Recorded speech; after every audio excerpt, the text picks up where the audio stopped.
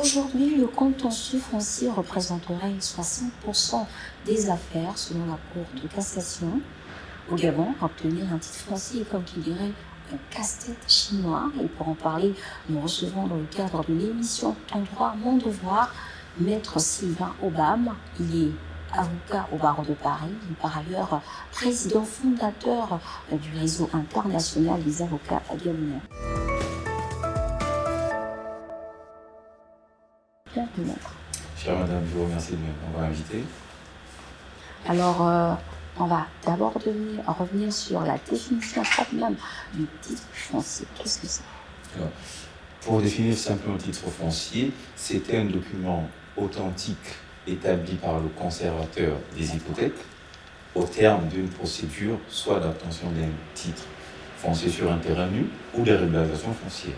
Justement, qui peut initier la demande de ce document?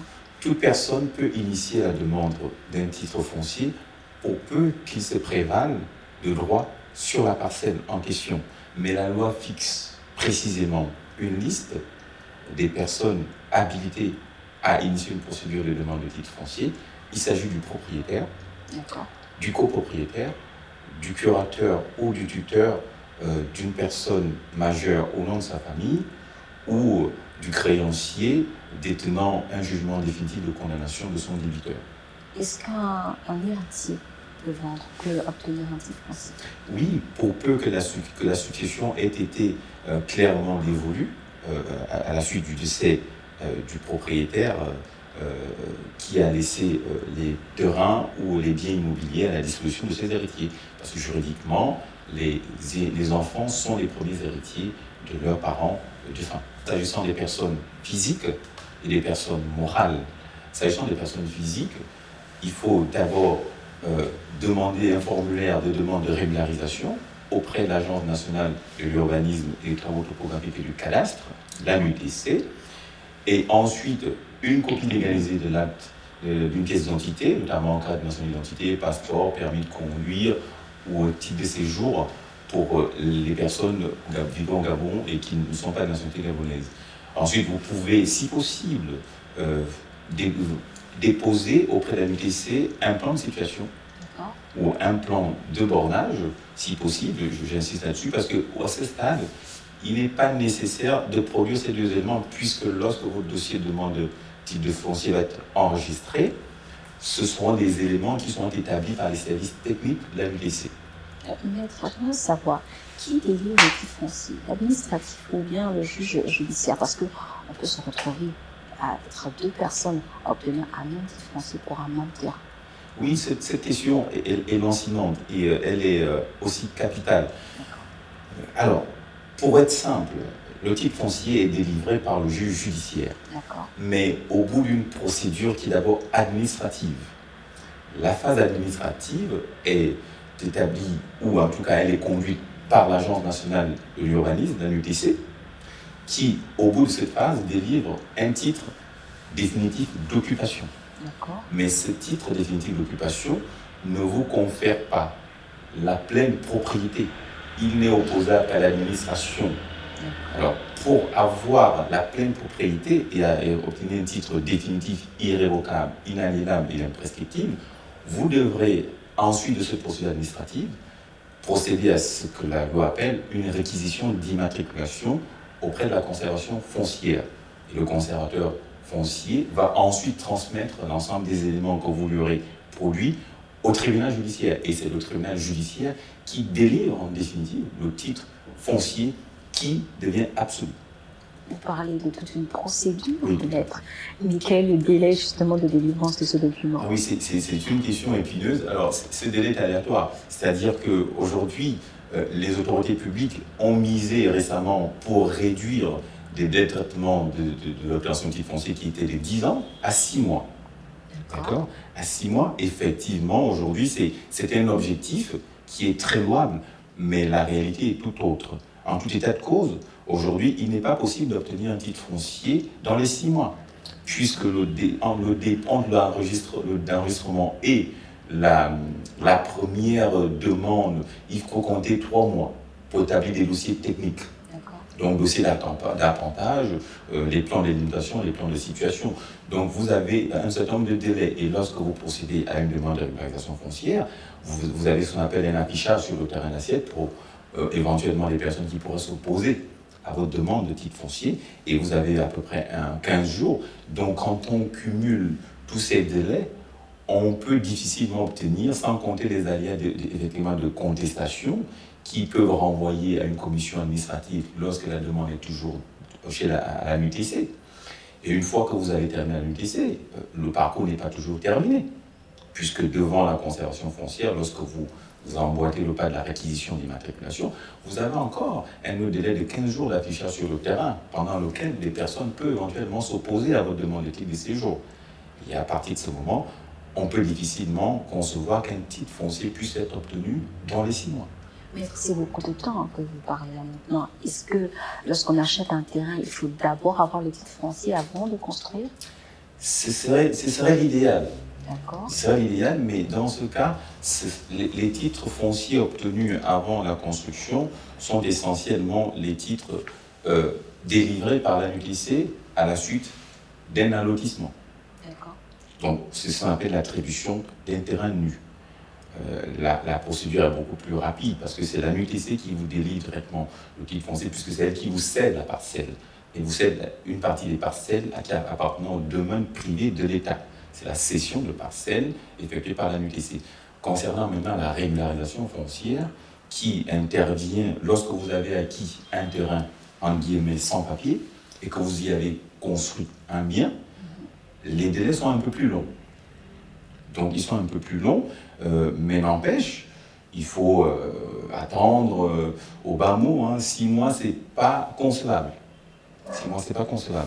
Parce que vous pouvez avoir des embûches sur le terrain, notamment les contestations, ainsi que je viens de l'indiquer. Et puis, la démarche administrative fait que on peut vous demander un document, le temps que vous le rameniez, etc. On a des aléas, quand même, qui sont assez importants. Maître, quel peut être le coût de ce document? Là encore, les coûts ne sont pas définitivement connus. Nous avons des étapes.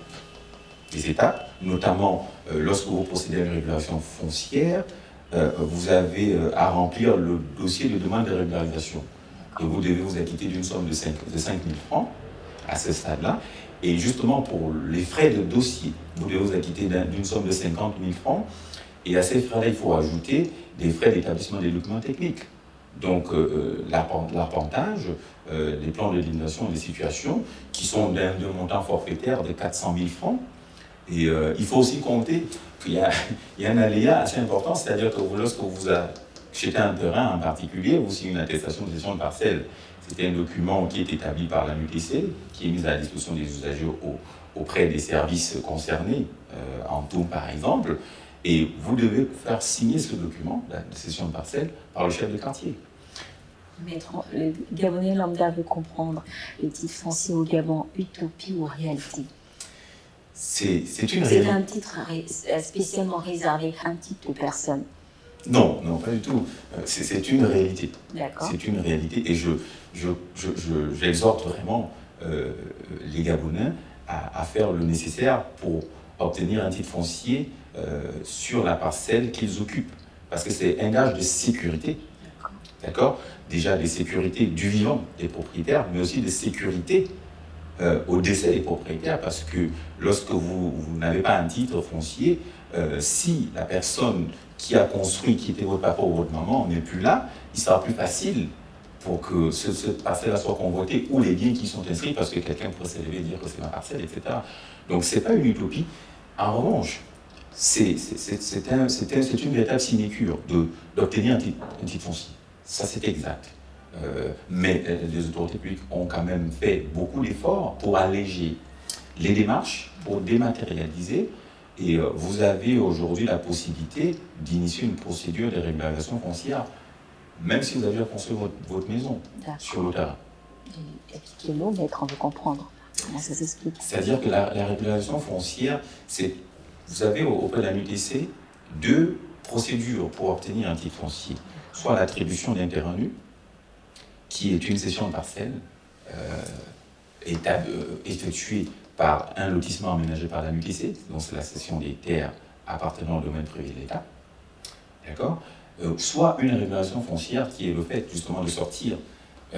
Lorsque vous êtes en régulation foncière, c'est-à-dire que vous êtes un propriétaire ou un occupant sans droit ni titre. Vous avez acquis un terrain, vous avez une attestation de gestion de parcelle, puisque vous avez signé un contrat de vente, il y a eu un échange financier entre le propriétaire et vous, mais vous avez construit sur la parcelle sans titre de propriété, sans titre foncier. Et là, vous pouvez procéder pour justement vous mettre en conformité avec la loi, à ce qu'on appelle la régularisation foncière. Donc pour sortir de l'illégalité. D'accord ? Et au bout de cette procédure de régulation foncière, vous obtenez un titre foncier. Et ça, c'est faisable aujourd'hui, c'est une procédure qui existe, et je pense que beaucoup de compatriotes, de concitoyens, ne procèdent pas ou n'initient pas cette procédure. Certes, elle est longue, mais je pense qu'au bout du chemin, vous êtes sécurisé foncièrement. Un mot justement à l'endroit de ces personnes-là qui ne croient vraiment pas à cette affaire de titre foncier. Oui, moi j'exhorte, alors c'est vrai que c'est un mantra qu'on montre ainsi pour dire, mais c'est vraiment pour le bien des propriétaires. Je comprends, il y a un obstacle financier, parce qu'il faut débourser des sommes pour justement faire déplacer les services techniques, la MTC, sur le terrain, pour délimiter le terrain, pour le borner. Lorsqu'il est déjà construit, il n'y a pas besoin de déplacer des personnes pour le débroussailler, parce que tous les frais de déplacement sont à la charge du requérant, donc celui qui requiert l'immatriculation foncière ou la régularisation foncière. Mais en tout état de cause, je crois que, en tant que conseil, vous avez l'impression de perdre de l'argent en engageant une procédure, mais en réalité, vous en gagnez beaucoup plus, parce que en engageant cette procédure, vous sécurisez vos intérêts. Donc c'est pour ça que j'exhorte vraiment à engager cette procédure, et vous avez des conseils locaux qui sont très aguerris dans le domaine, et qui vous conseillent et qui vous évitent les pièges habituels de l'arnaque foncière, qui vous évite les pièges habituels de rester indéfiniment dans un cadre illégal qui ne sécurise pas votre progéniture en cas d'accident de vie. Donc c'est pour ça qu'il est important de procéder à cette régularisation foncière.